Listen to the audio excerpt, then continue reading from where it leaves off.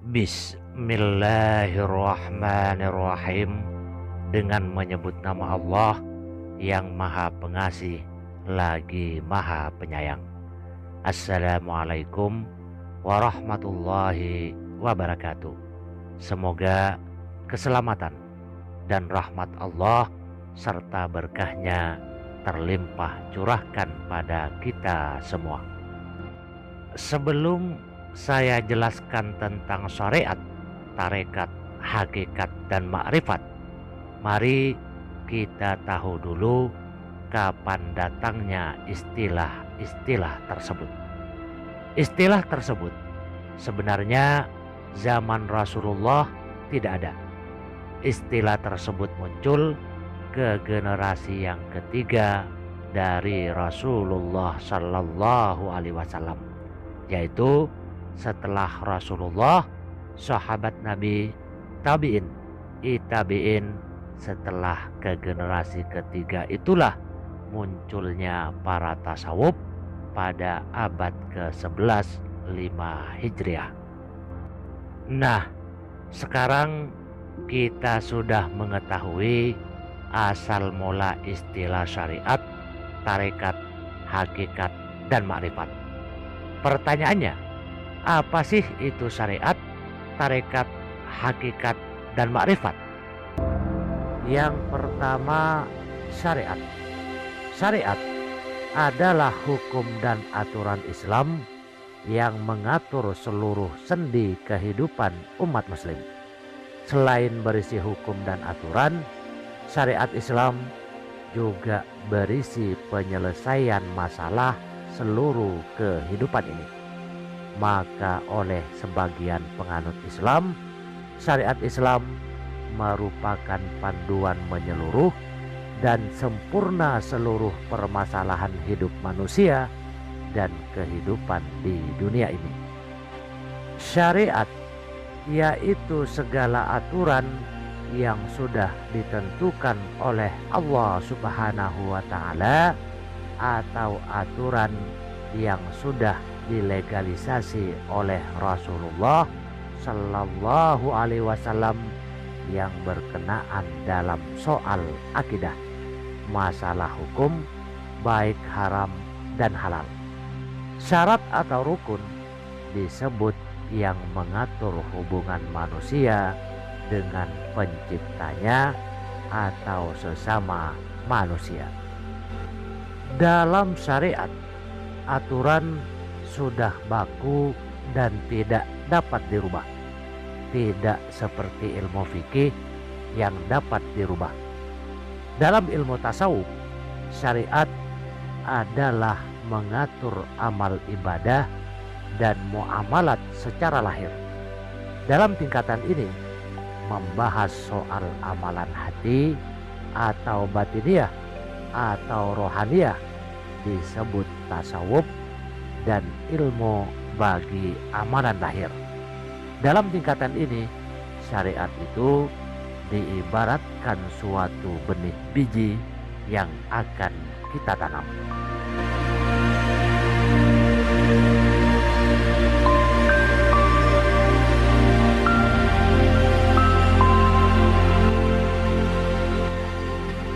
Selanjutnya, tarekat. Tarekat berasal dari kata tariqah yang artinya jalan. Jalan yang dimaksud di sini adalah jalan untuk menjadi orang bertakwa, menjadi orang yang diridai Allah Subhanahu wa Ta'ala. Secara praktisnya, tarekat adalah kumpulan amalan-amalan lahir dan batin yang bertujuan untuk membawa seseorang menjadi orang yang bertakwa. Ada dua macam tarekat, yaitu tarekat wajib dan tarekat sunnah. Tarekat wajib yaitu amalan-amalan wajib baik fardu ain dan fardu kifayah yang wajib dilaksanakan oleh setiap muslim. Tarekat wajib yang utama adalah mengamalkan rukun Islam. amalan-amalan wajib ini insya Allah akan membuat pengamalnya menjadi orang bertakwa yang dipelihara oleh Allah. Paket tarekat wajib ini sudah ditentukan oleh Allah Subhanahu wa Ta'ala melalui Al-Quran dan Al-Hadis. Contoh amalan wajib yang utama adalah sholat, puasa, zakat, haji. Amalan wajib antara lain adalah menutup aurat, makan makanan halal, dan lain sebagainya. Yang kedua, tarekat sunnah. Tarekat sunnah yaitu kumpulan amalan-amalan sunnah dan mubah yang diarahkan sesuai dengan 5 syarat ibadah untuk membuat pengamalnya menjadi orang bertakwa. Tentu saja orang yang hendak mengamalkan tarekat sunnah hendaklah sudah mengamalkan tarekat wajib. Jadi tarekat sunat ini adalah tambahan amalan-amalan di atas tarekat wajib. Paket tarekat sunnah ini biasanya disusun oleh seorang guru atau mursyid untuk diamalkan oleh murid-murid dan pengikutnya. Isi dari paket tarekat sunnah ini tidak tetap, tergantung keadaan zaman tarekat tersebut dan juga keadaan sang murid atau pengikut. Hal-hal yang dapat menjadi isi tarekat sunnah ada ribuan jumlahnya, seperti sholat sunnah, membaca Al-Quran, puasa sunnah, wirid, zikir, dan lain sebagainya. Secara harfiah, tarekat berarti jalan, metode, cara, dan dalam lapangan tasawuf istilah ini dipakai calon sufi, yaitu jalan yang ditempuh untuk mendekatkan diri kepada Allah yang sedekat-dekatnya atau mendapat makam yang mahmudah. Jadi dalam tingkatan ini ada makam yang harus dikerjakan secara istiqomah, yaitu makam taubat, zuhud, sabar, ridho, dan lain sebagainya. Dalam tingkatan ini adalah menghidupkan syariat sebagai amalan lahir atau amalan batin secara sungguh-sungguh dan istiqomah dalam rangka menguatkan keimanan dalam hati.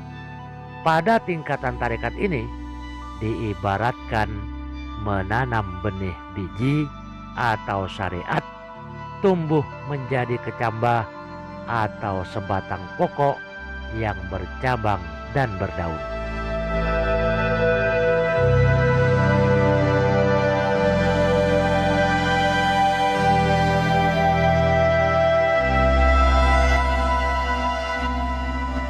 Selanjutnya, hakikat. Menurut kitab Amal Ma'rifat, hakikat artinya iktikad atau kepercayaan sejati mengenai Tuhan.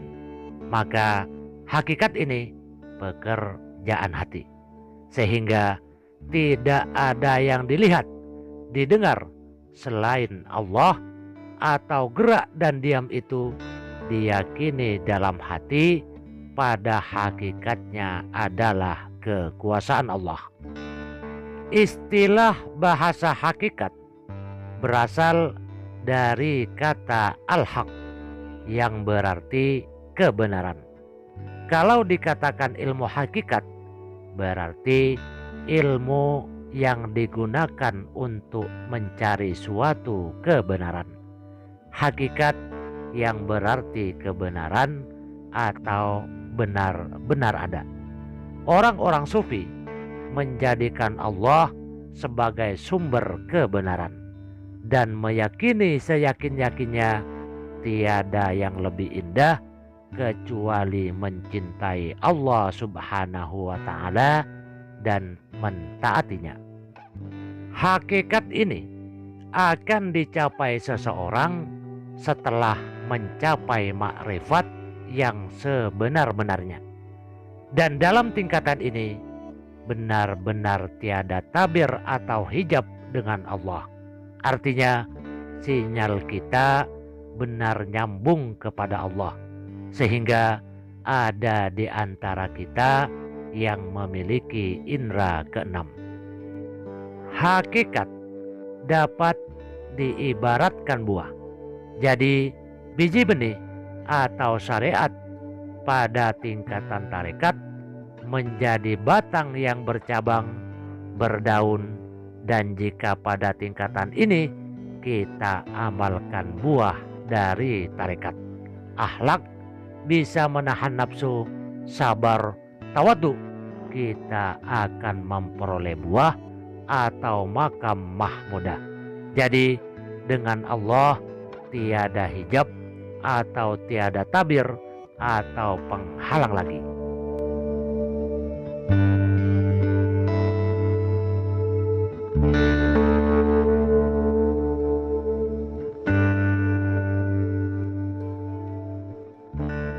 Dan yang terakhir, makrifat.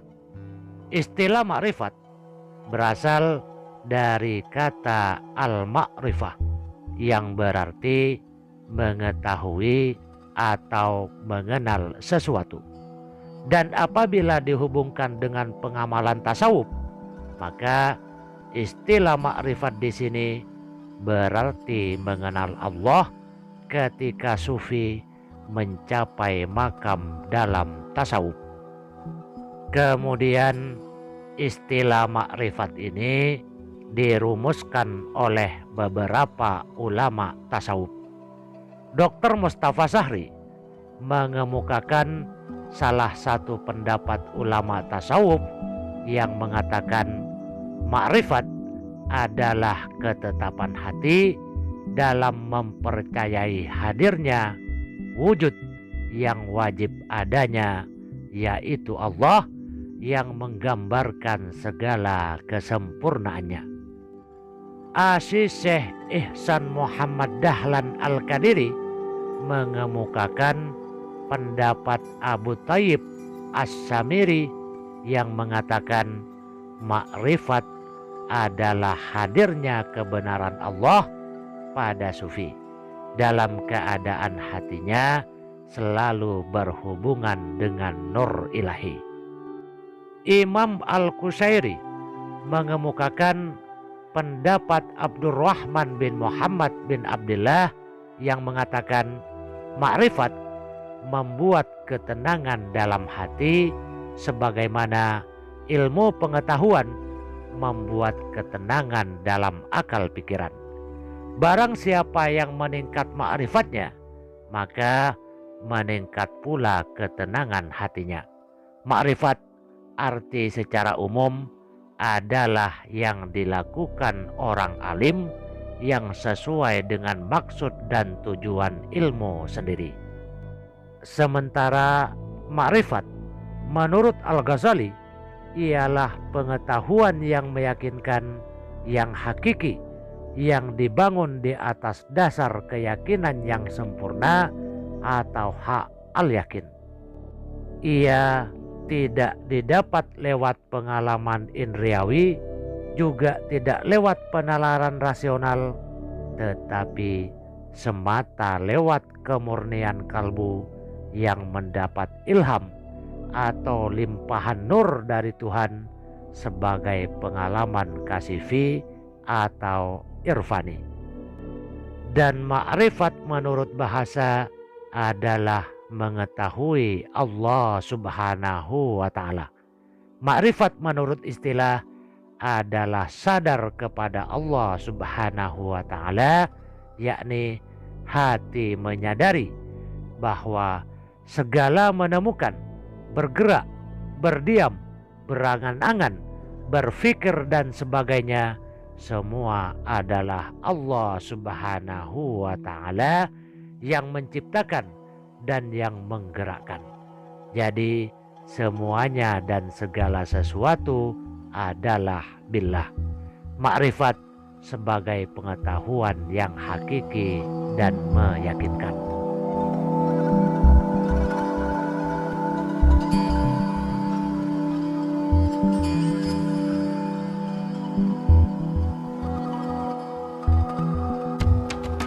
Demikian ilmu yang saya ketahui terkait pengertian syariat, tarekat, hakikat, dan makrifat.